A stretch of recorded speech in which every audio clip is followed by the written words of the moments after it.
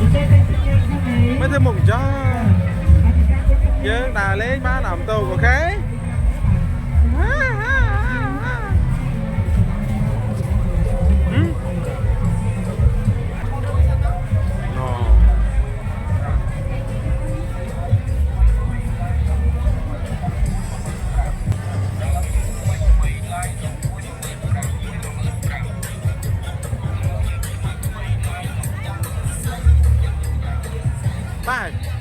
thế mà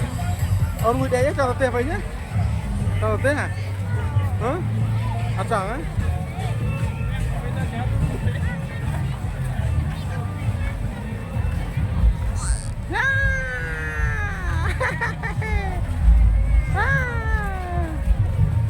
wow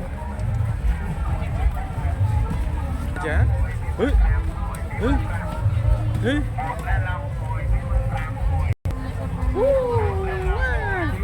nama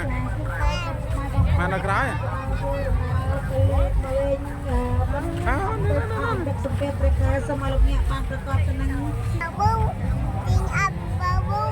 nong à